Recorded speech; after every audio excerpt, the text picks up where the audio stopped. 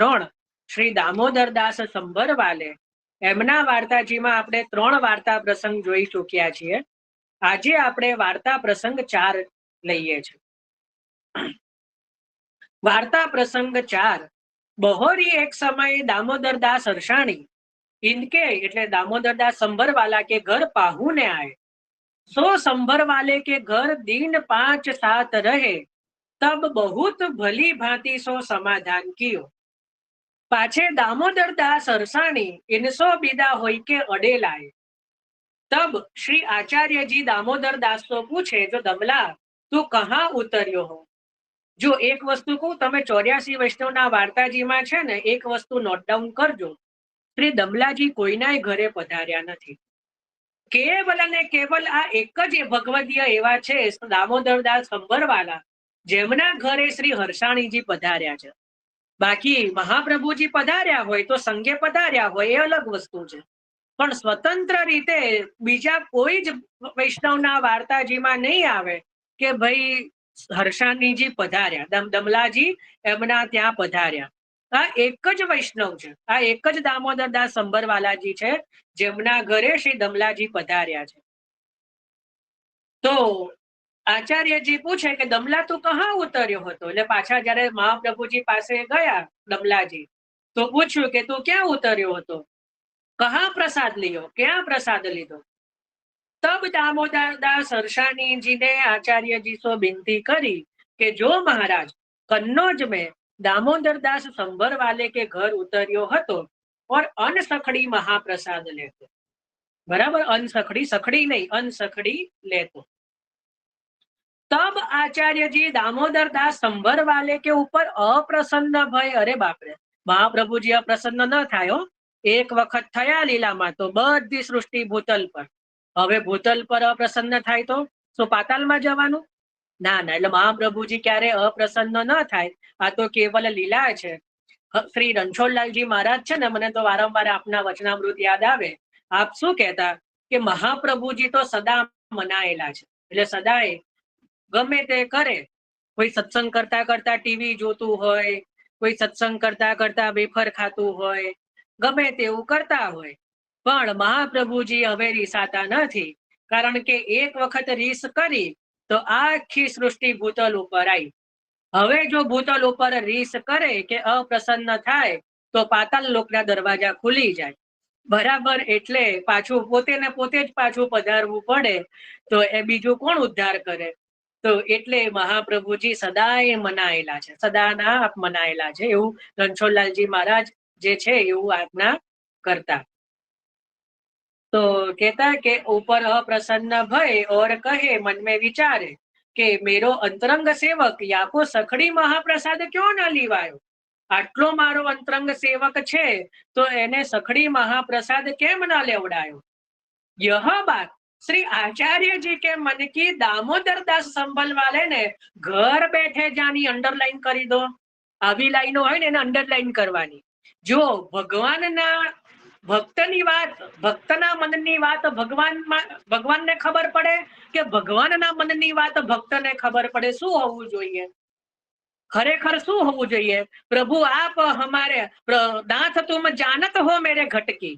પેલું પદ મૂક્યું હતું, બધાને ગમ્યું હતું ને કે નાથ તુમ જાનત હો મેરે ઘટકી. તો પ્રભુ આપણા ઘટની જાણે છે કે પછી એવું હોવું જોઈએ કે નાથ મેં જાનત હું તુમારે ઘટકી, એવું કહેવાય? પણ અહીંયા તમે જુઓ, સંભરવાલાજી મહાપ્રભુજીના મનની વાત જાણે છે. વિચારો કેટલી મોટી વાત થઈ ગઈ.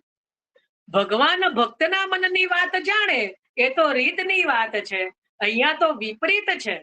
ભક્ત ભગવાનના મનની વાત જાણે છે. ભક્ત એટલે શ્રી દામોદરદાસ સંભરવાલા મહાપ્રભુજીના મનની વાત જાણે છે કે મહાપ્રભુજી જે છે મારા ઉપર કઈક આપણે ખીજાયા છે, કઈક અપ્રસન્ન થયા છે. હવે જો ખરેખર અપ્રસન્ન થયા હોય તો શું સંભવ છે આ વસ્તુ કે ઘર બેઠા જાણી શકે કે ખબર પડે? એટલે પણ અહીંયા તો લીલા છે, લીલાનું નાટ્ય છે. તો ઘર બેઠે જાની, ઘરમાં બેઠા બેઠા ખબર પડી. વિચાર તો કરો. જો આચાર્યજી महाप्रभु अप्रसन्न भय है तब स्त्री सो कहे कि जो तू श्री ठाकुर जी की सेवा એટલે શ્રી દ્વારકાધીશ પ્રભુની સેવા નેકી ભાતી સો કર્યો और मैं तो आचार्य जी के दर्शन को अडेल जातो, हूँ तो महाप्रभुजी ना दर्शन माटे अडेल जऊ छू, तू प्रभु ने संभाળી लेजे।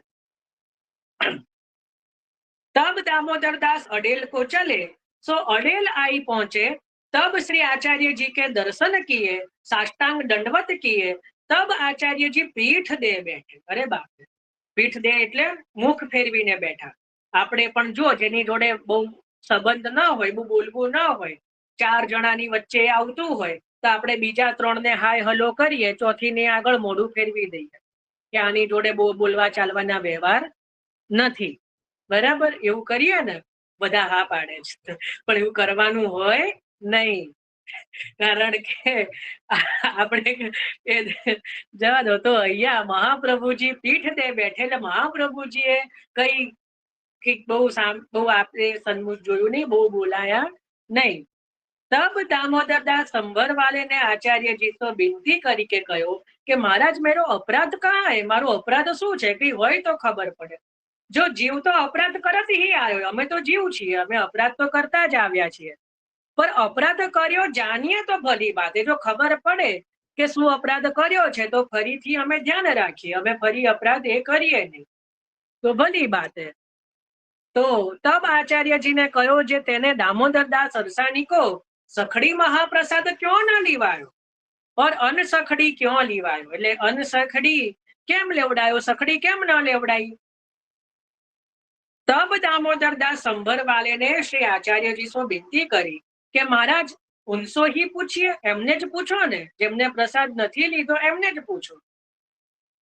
तब आचार्य जी ने दामोदर दास अरसानी से पूछी कि दमला तेने संभरवाले के यहाँ सखड़ी महाप्रसाद क्यों न लियो? तब दामोदर दास ने कहो जो महाराज ठाकुर जी प्रातः काल बाल भोग आरोगते सोई ले तो सो सखड़ी की रुचि रहती नहीं। એટલે ઠાકોરજી બાલ ભોગમાં એટલી બધી અનસખડી સામગ્રી આરોગતા, તો એ હું મહાપ્રસાદ લેતો એટલે પછી સખડી લેવાની રુચિ રહેતી નહીં, મન થતું નહીં, તાતે ન લેતો। तब आचार्य जी ने कहो कि तू तो तेरी इच्छा ते न लेतो, परी मोको तो याके ऊपर खुन्नस भई हती। अरे बाप रे, खुन्नस शब्द महाप्रभु जी के बड़ी खुन्नस भई हती। जो सो भक्तन के अंतःकरण की भक्ति को प्रभु को देखवे को प्रभु को नाट्य है। जो भक्तोना मनना अंतःकरणनी भक्ति जोवा माटे आ प्रभुનું नाटक છે। મહાપ્રભુજી પણ જે છે એ આ રીતે કેવલ લીલા કરી રહ્યા છે। काहे ते जो दामोदर दास संभरवाले ने तो कन्नौज में अपने घर बैठे श्री आचार्य जी के अंतःकरण की जानी, सो आचार्य जी तो भक्तन के हृदय में सदा स्थित है। वह भक्तन की बात कहाँ न जाने, परी भक्त परीक्षार्थ यह प्रभु का नाट्य है। पाछे दामोदर दास को बहुत सम्मान करी के श्री आचार्य जी ने घर पठाए। तब दामोदर दास अपने घर कन्नौज आई पहुंचे। पाछे स्त्री पुरुष भली भांति सो सेवा करन लागे। तो सेवा करवा लाग्या छे, तो आजे सेवा करवा दઈએ, बराबर? એવું થોડું સિદ્ધ સેવામાં ગયા હોય હમણાં ને થોડું પાછા લઈ લેવાય। તો આજે આપણે આખી રાત કાલનો દિવસ સેવા કરવા દઈએ, કાલે આપણે જે છે ભાવ પ્રકાશમાં પ્રવેશ કરીશું। તો આ રીતે શ્રી મહાપ્રભુજીએ કેવું મહાપ્રભુજી પણ જે લીલાનું નાટ્ય કરે છે કે સંભરવાલાજીને કીધું કે એ જે લીલા કરી કે કેમ મારા અંતરંગ સેવક એવા દમલાજીને કેમ સખડી ન લેવડાઈ, તો એનું જે આખું આ જે છે ચિંતન આજે આપણે કર્યું। કાલે આપણે એના ભાવ પ્રકાશમાં કાલે કે જ્યારે બી જોડા થશે ત્યારે એમાં ચિંતન કરીશું ને આ લીલાને હજી થોડી વિસ્તારથી સમજીશું।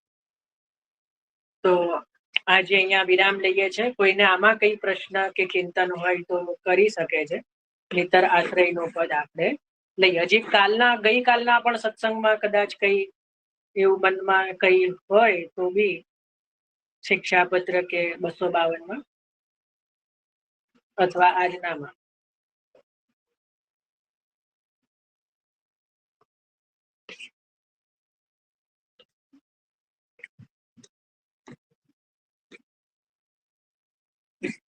સારું, તો કઈ એવું કોઈનો હેન્ડ રેસ નથી, તો આપણે આશ્રયનું પદ લઈએ છીએ।